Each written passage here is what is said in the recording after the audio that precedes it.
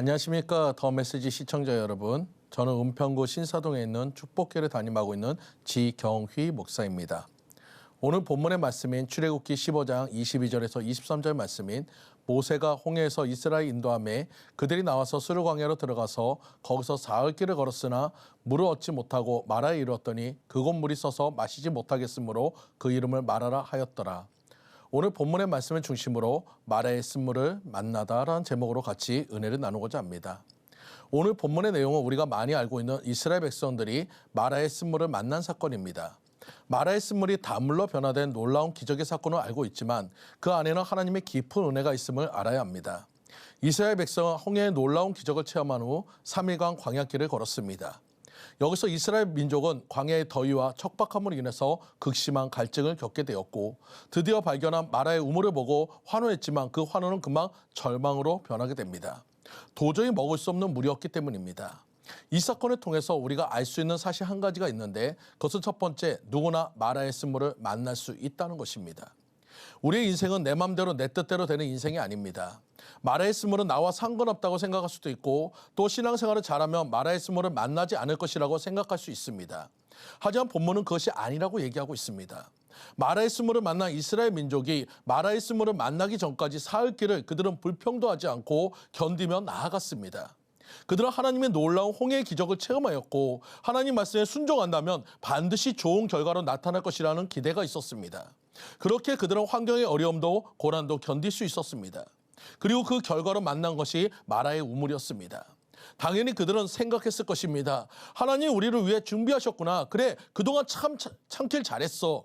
하지만 결과는 먹을 수 없는 물이었고 그들의 기대는 실망으로 바뀌고 그것은 분노로 바뀌게 되었습니다. 하나님께 순종한 결과가 이러한 쓴물이라는 사실에 그들은 분노한 것입니다. 우리가 만날 마라의 쓴물도 이와 비슷합니다. 우리도 이스라엘 백성들처럼 신앙의 광야길을 걸으면서 어려움과 고통 중에 하나님이 우리 위해 준비하실 것에 기대하고 나아갑니다. 하지만 내 뜻과 내 생각과 다른 결과의 마라의 쓴물을 만났을 때 우리의 모습은 어떨까요? 아마도 이스라엘 백성보다 더 크게 분노하고 원망할 것입니다. 하지만 우리가 잊지 말아야 할 것은 광야는 우리의 필요를 채우는 장소가 아니라 우리의 것을 내려놓고 바꿔야 하는 장소란 것입니다. 그리고 또 하나, 하나님은 우리의 종이 아니라는 사실입니다. 내가 필요하다고 모든 것을 구비하고 갖추고 있어야 할 이유가 없다는 것입니다. 하나님이 응답해 주심에 우리는 감사해야 하는 것이지 우리의 기도를 들어주지 않는다고 원망할 것은 아닌 것을 깨달으시기 바랍니다.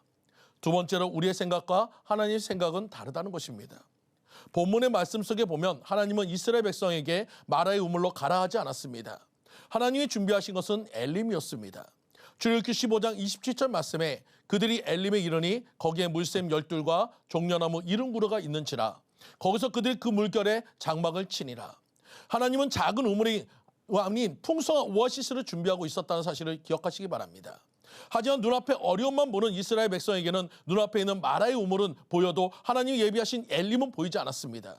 이것을 알 수 있는 것은 마라의 쓴물이 단물로 바뀌고 모든 어려움이 해결되었을 때 하나님은 이스라엘 백성들이 마라에 머물게 하지 않으시고 엘림으로 나아가게 하셨으며 그곳에서 거하게 하심을 통해 진정 하나님이 준비하신 것은 엘림이었음을 알 수 있게 된 것입니다. 또 때로는 우리의 생각과 다른 결과 또한 하나님의 섭리란 것입니다. 주님 뜻대로 하소서 주님께 맡깁니다라는 것은 모든 결과조차도 하나님께 맡기고 그 결과에 순응하겠다는 우리의 고백인 것입니다. 그런데 우리는 그 결과조차 우리가 원하는 방향으로 이루어지길 바라고 있습니다. 여러분, 예수님의 잉태했던 마리아가 베들레헴에 도착했을 때를 생각해 보시기 바랍니다. 이 땅에 우리를 위한 구원자로 오신 예수님이시니 베들레헴에 도착하면 당연히 따뜻한 숙소와 식사가 준비되었을 것이라고 생각할 수 있습니다.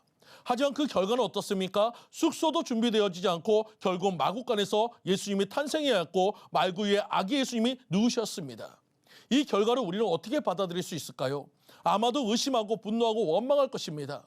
하지만 하나님의 계획은 예수님이 이 땅에 가장 낮은 곳으로 오시길 원하셨고 그분은 환경이나 조건이 아닌 그분 자체가 하나님이신 것을 존귀하신 분이신 것을 동방박사를 통해서 우리에게 알려주고 계십니다.